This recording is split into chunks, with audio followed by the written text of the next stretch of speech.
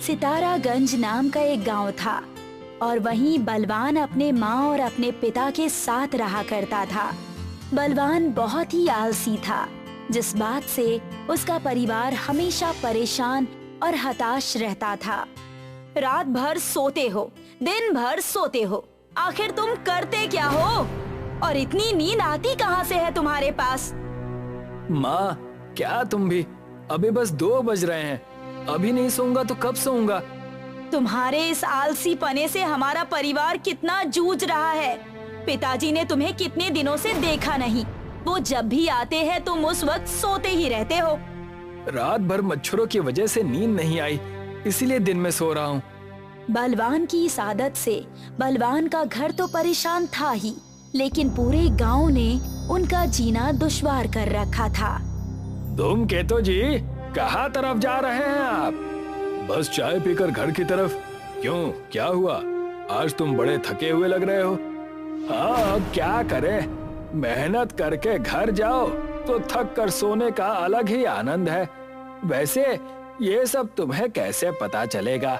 तुम्हारा बेटा तो आलसी है। तुमने एकदम पते की बात की है भाई, मेरे बेटे का कोई तो उपाय निकालना ही होगा।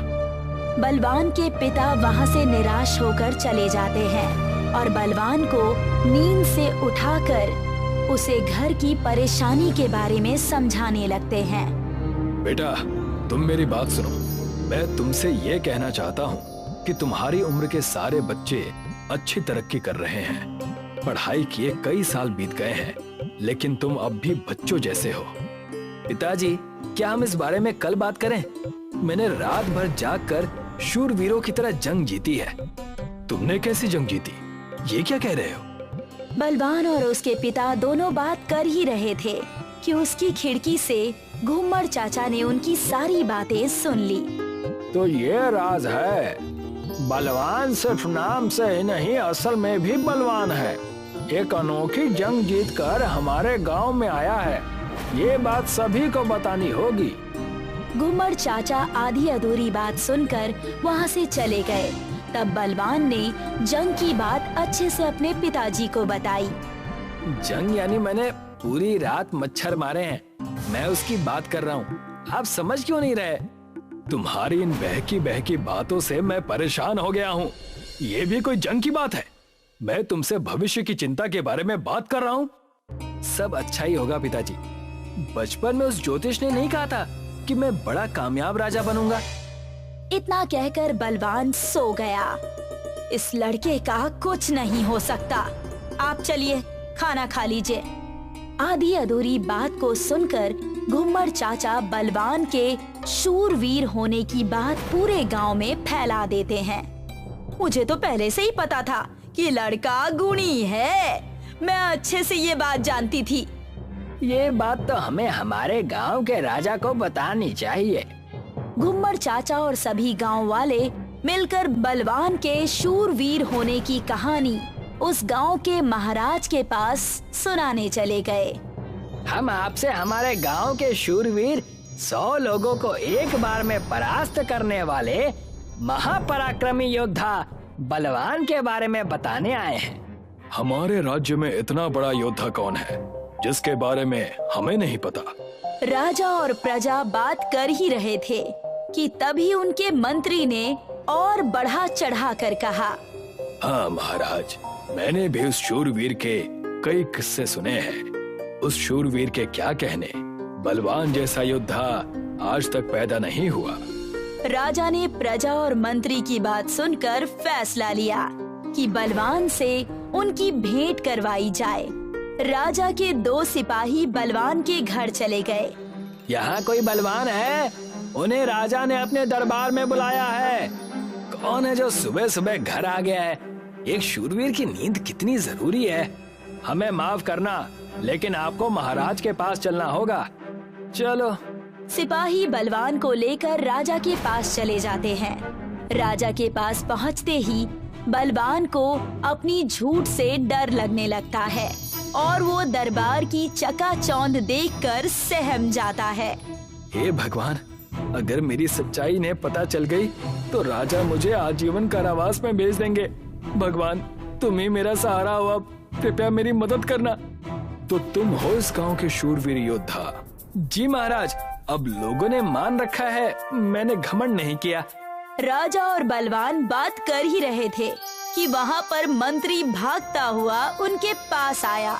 महाराज, महाराज, हमारे राज्य में संकट आन पड़ी है। लोगों के गहने और पैसे सब चोर चुरा कर ले जा रहा है। यहाँ तक कि हमारे सिपाहियों के सारे कपड़े और अस्त्र उन्होंने चुरा लिए हैं। ये तो बड़ी समस्या की बात है, इसका तो कोई उपाय करना ही होगा। अरे हाँ, हमारे पास हमारे गांव का शूरवीर तो है ना, ये कार्य उन्हें सौंपा जाए। उनका तपोबल और महाबल यहाँ काम आएगा। महाराज के आदेश अनुसार बलवान को जंगल में छोड़ दिया जाता है और साथ ही साथ बलवान को कुछ खाने की चीजें और कुछ कपड़े दे दिए जाते हैं। हे भगवान, इतनी रात गए जंगल में मुझे अकेले छोड़ दिया। पता नहीं यहाँ क्या करूँगा, कैसे पकड़ूंगा उन चोरों को। मुझे तो बड़ा डर लग रहा है।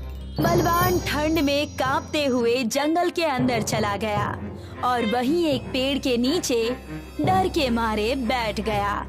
अगर मैंने उन चोरों को नहीं पकड़ा तो राजा मुझे आजीवन कारावास में डाल देंगे। मैं क्या करूं, कुछ समझ में नहीं आ रहा।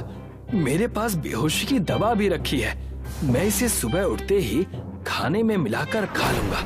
बलवान अपने पास रखे खाने में उस बेहोशी की दवा को मिलाकर रख देता है और खुद पेड़ के नीचे सो जाता है। बलवान के सो जाने के बाद वहाँ पर चोर आते हैं जो बलवान को सोता देखकर एक दूसरे से कहते हैं, सरदार, ये देखो, कोई राहगीर सो रहा है और इसके पास अच्छे अच्छे कपड़े भी दिख रहे हैं। सितारागंज में चोरी भी हो गई और इससे भी लूट लेंगे। कपड़े ले लो सारे, देखना उसमें गहने भी होंगे। हाँ हाँ, और इसके पास से सुगंध भी अच्छी आ रही है। जरूर अच्छा खाना रखा है इसके पास, हमें स्वादिष्ट खाने को खा लेना चाहिए। उन डाकुओं में से एक डाकू ने बलवान के पास रखा हुआ खाना उठा लिया और सबसे कहा, देर किस बात की, इस खाने को खाकर यहाँ से चले जाएंगे। खाना तो स्वादिष्ट राजघराने का लग रहा है। हाँ, तुमने सही कहा, हम ऐसा ही करेंगे।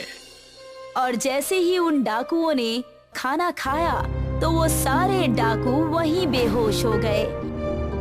और जैसे ही सुबह हुई, वहाँ राजा के 2 सिपाही आ गए और उन्होंने देखा कि शूरवीर बलवान सो रहे हैं और उन्होंने सारे डाकुओं को बेहोश कर रखा है।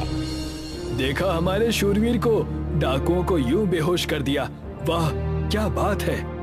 हाँ हाँ, अब हम हर जगह जाकर इनकी वाहवाही करेंगे।